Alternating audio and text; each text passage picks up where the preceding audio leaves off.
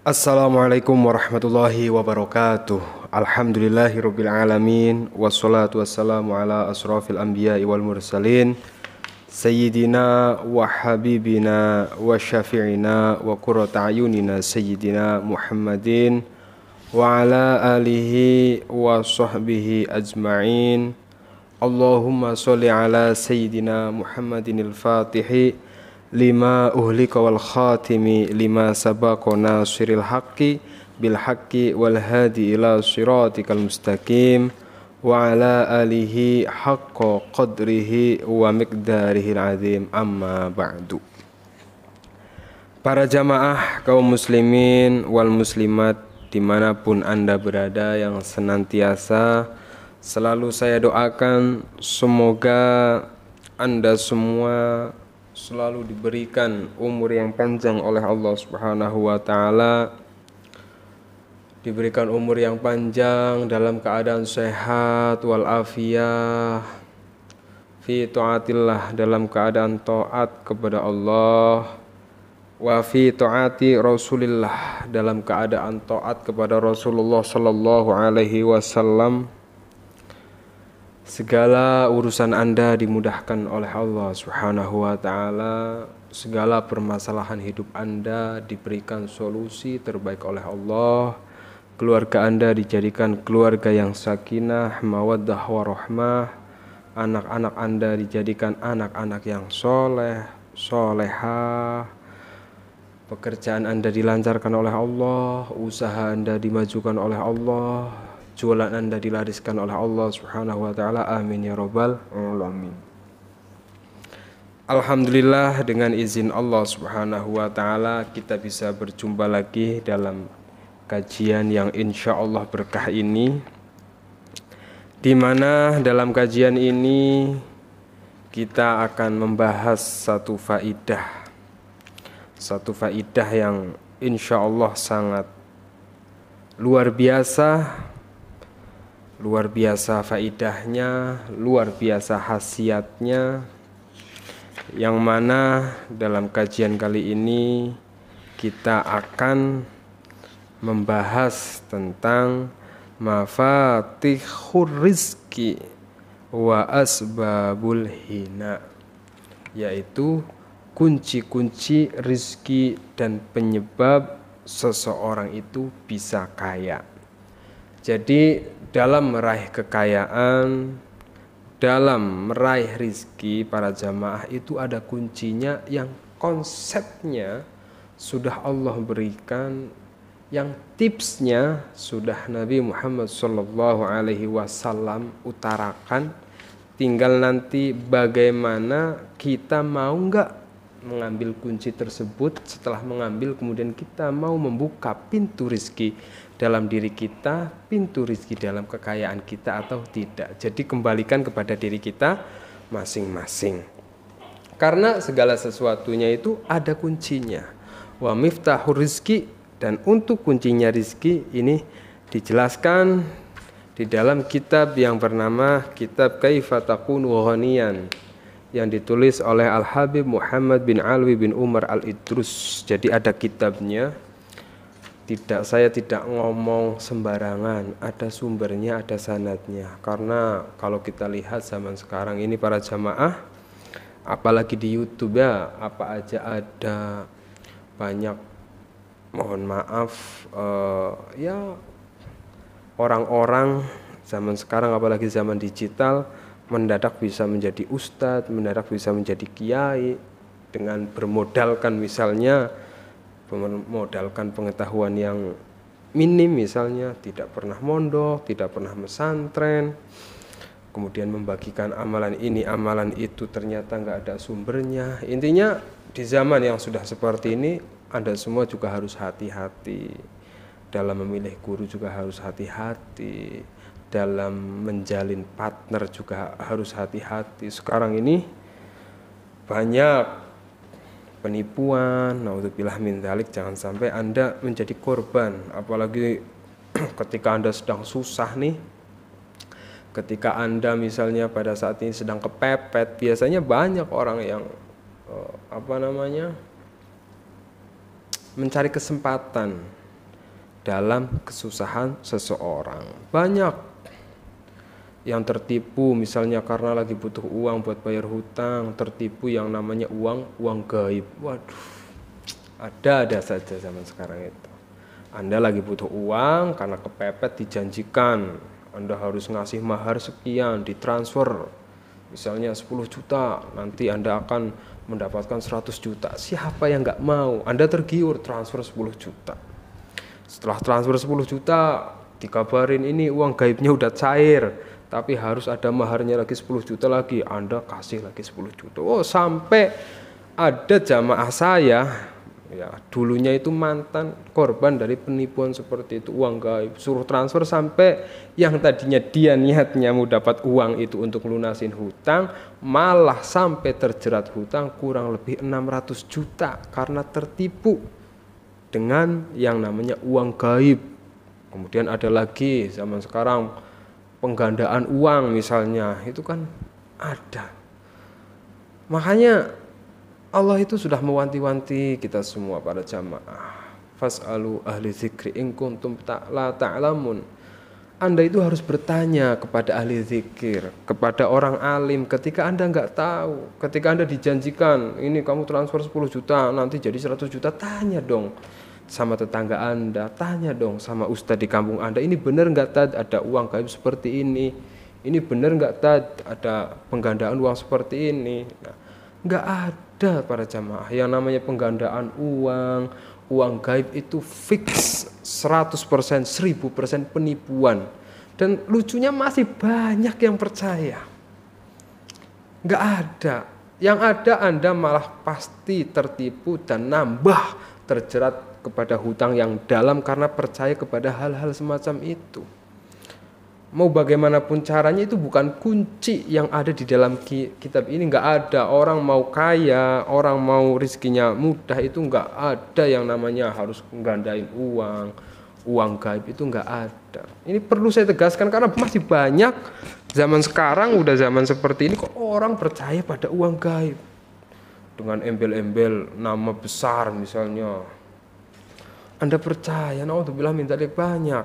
Itu ada zaman sekarang ada penipuan yang namanya uang gaib. Pokoknya kalau Anda lagi kepepet duit, nggak usah tergiur yang namanya uang gaib atau penggandaan uang. Kemudian yang ketiga, giveaway. Ini juga banyak jamaah saya yang sebelum kenal saya tertipu dengan giveaway apaan lah itu. Sampai tanahnya habis, rumahnya dijual, hutangnya numpuk karena tertipu semacam itu.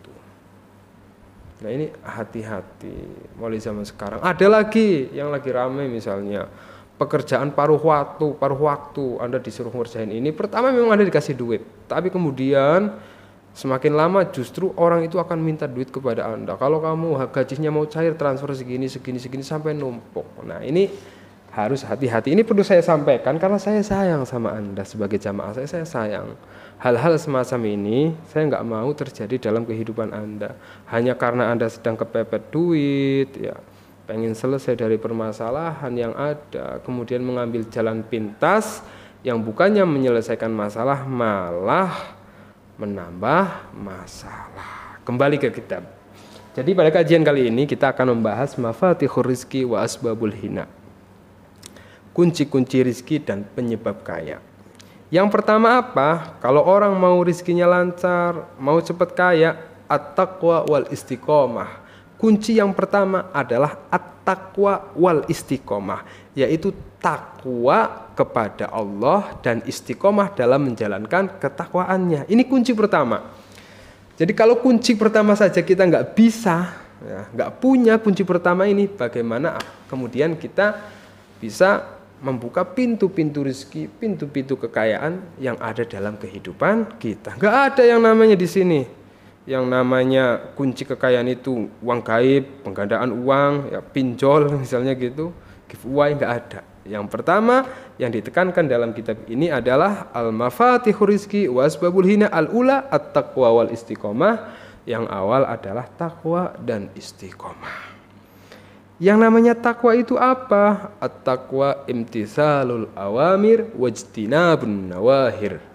Yaitu kita melakukan apa yang diperintahkan oleh Allah dan menjauhi apa yang dilarang oleh Gusti Allah. Apa saja perintah Allah? Ya kita tentu banyak tahu.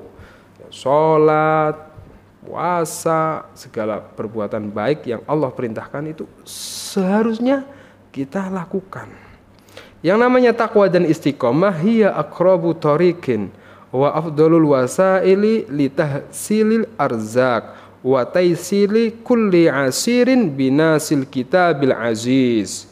Jadi yang namanya takwa dan istiqomah merupakan jalan yang bagus dan salah satu metode yang paling utama litashilil arzak untuk memudahkan rizki wa taisiri kulli asirin dan juga bisa memudahkan setiap perkara yang sulit. Nah ini. Jadi ketika kita pada saat ini sedang mengalami kesulitan, apa saja kesulitan kita, yang namanya orang hidup ya. Orang hidup ini jangan menganggap bahwa yang punya masalah hanya Anda. Semua orang itu punya masalahnya sendiri-sendiri. Tinggal bagaimana cara menghadapinya. Kalau Anda ingin dimudahkan oleh Allah Subhanahu wa taala dalam apa? Taisiri kulli asirin, dimudahkan segala perkara yang sulit, maka kuncinya adalah takwa. Qala Allah taala, qala dawuh sapa Allahu Gusti Allah taala berfirman, wa may yattaqillaha yaj'al lahu mahraja wa yarzuquhu min haitsu la yahtasib. Nah, Allah berfirman, wa may yattaqillah, barang siapa bertakwa kepada Allah, yaj'al lahu makhraja, maka Allah Subhanahu wa taala akan apa? Yaj'al lahu makhraja, memberikan jalan dari arah yang tidak pernah dia sangka dari setiap permasalahan hidupnya. Bukan hanya itu, wa yarzuquhu min haitsu la yahtasib. Kemudian ketika kita mau menjadi orang yang bertakwa, wa yarzuquhu min haitsu la yahtasib, maka kemudian Allah akan memberikan rizki dari arah yang tidak pernah kita duga. Nah sekarang pertanyaannya gini. Makanya segala sesuatu kita kembalikan kepada diri kita para jamaah. Kadang kita kan suka pesimis gini. Saya kok sudah sholat, saya sudah baca sholawat, saya sudah tahajud, saya sudah duha. Tapi kenapa permasalahan hidup kita kok masih sulit? Nah, kenapa Gusti Allah kok seperti itu belum mengabulkan doa saya? Harusnya kita ngaca. Kita lihat sholat kita. Apakah sholat kita sudah sesuai dengan apa yang diajarkan oleh para ulama, yang diajarkan oleh Rasulullah Shallallahu Alaihi Wasallam?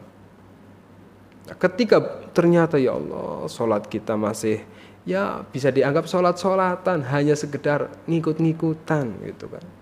Kemudian setelah kita sesuai syarat rukunnya, kita lihat lagi ya Allah, ternyata sholat saya selama ini belum bisa khusyuk, belum bisa khudur hati kita.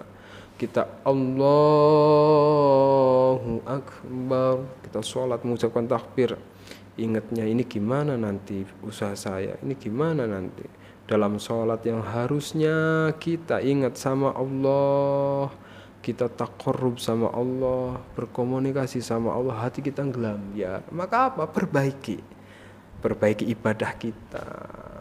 Kita baca sholawat, sudah baca sholawat, dibagusi niatnya, dibagusi lagi bacaannya. Artinya bukan menyalahkan Allah, bukan menyalahkan siapa-siapa. Artinya berarti ada something, ada sesuatu yang harus kita lebih perbaiki. Kemudian istiqomah.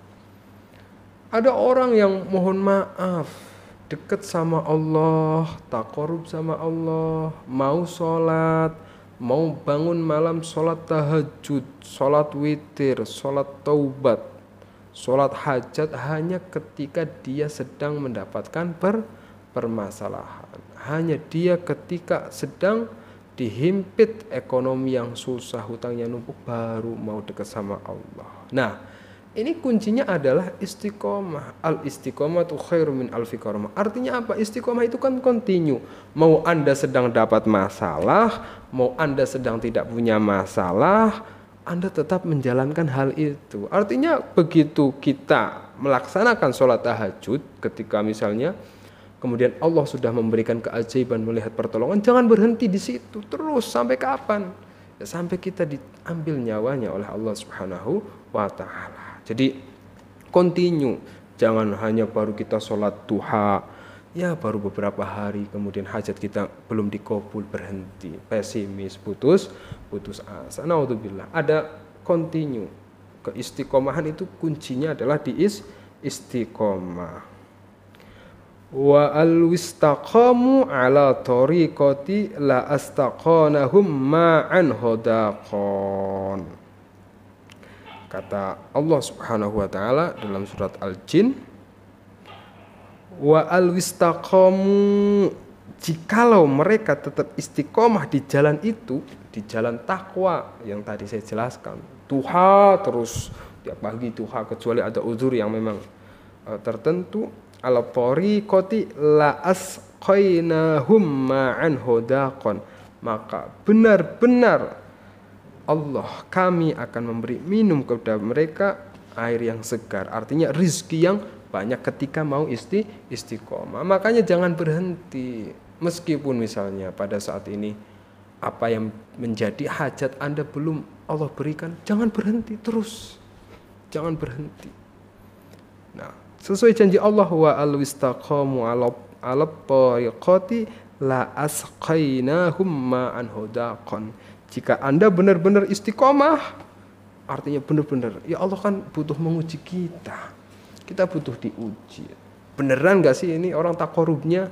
Ada orang yang takorubnya itu sambel, artinya dekat sama Allah ketika punya masalah aja gitu kan. Orang-orang seperti kita ini. Bener gak tobat kita?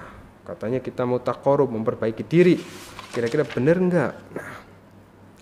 Nah itu dua hal. Jadi tadi yang pertama adalah takwa, imtithalul awamir, wajtinabun nawahir, melakukan apa yang diperintahkan oleh Allah, menjauhi apa yang dilarang oleh Allah. Kita dikasih mata, kira-kira mata kita udah digunakan enggak untuk melakukan perintah Allah?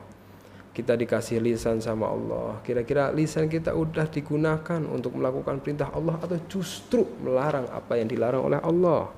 Kita dikasih kuping sama Allah, kira-kira udah mendengarkan hal-hal yang baik atau justru hal-hal yang dilarang oleh Allah?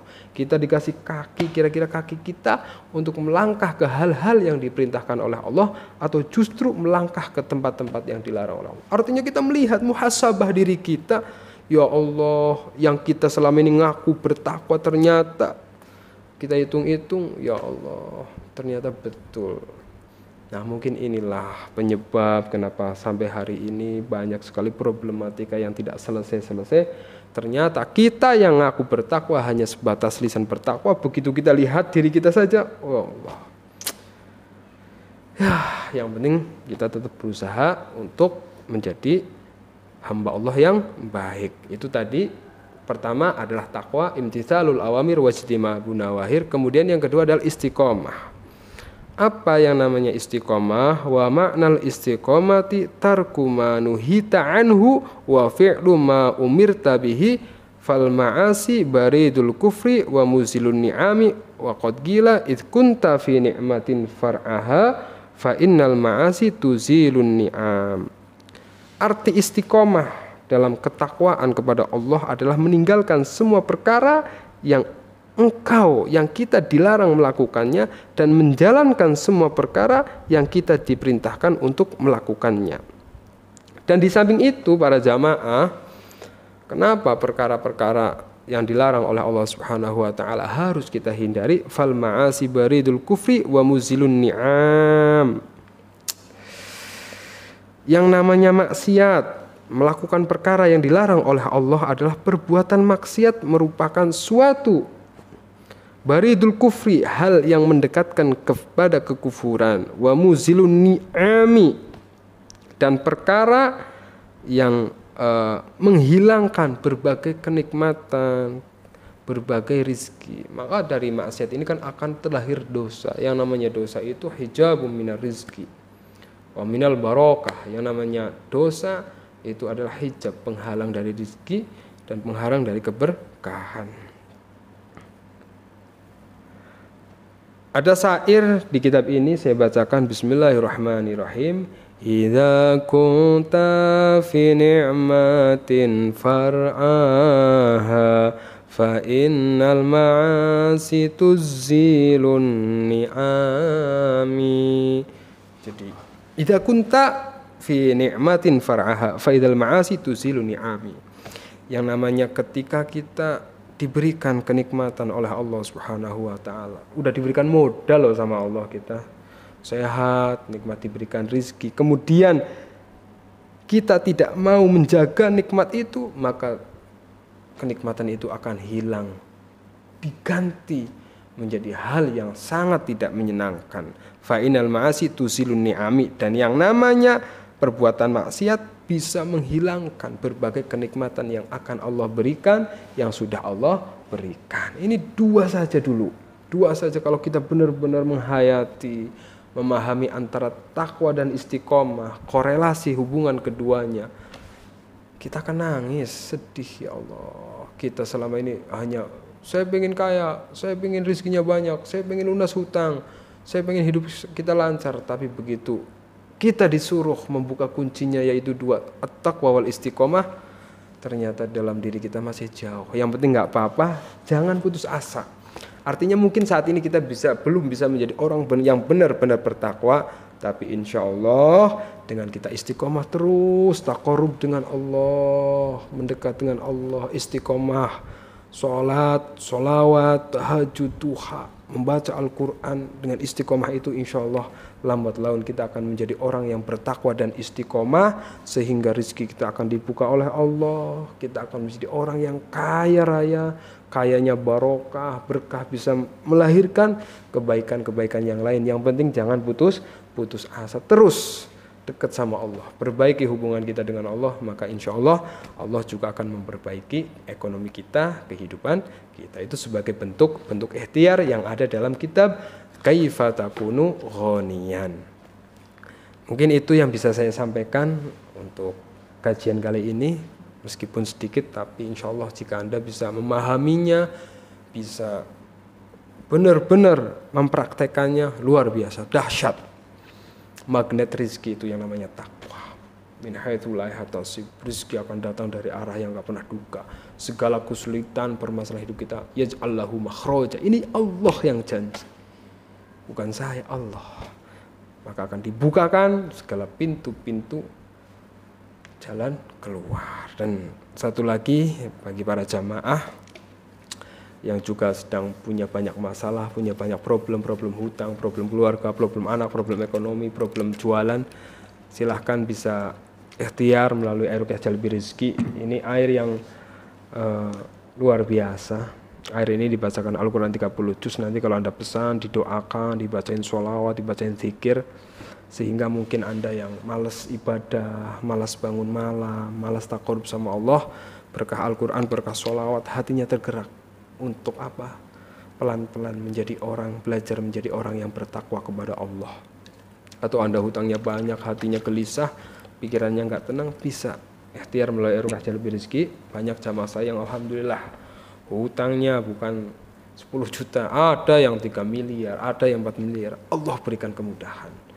Hatinya tenang, pikirannya tenang, dapat solusi terbaik untuk melunasi hutangnya. Silahkan dipesan, ini nggak saya jual, jadi ini hadiahlah dari saya untuk Anda. Silahkan. Atau Anda punya problem apa, jualan sepi, diganggu orang, diguna-guna, anak Anda nggak nurut sama Anda sebagai orang tua, atau anak Anda belum dapat jodoh, Anda khawatir sebagai orang tua, intinya ketidakbaikan insya Allah dihilangkan, diganti menjadi hal yang baik-baik. Yang mau pesan bisa klik link di deskripsi. Semoga bermanfaat. Wa kafa billahi syahida. Mohon maaf lahir batin. Assalamualaikum warahmatullahi wabarakatuh.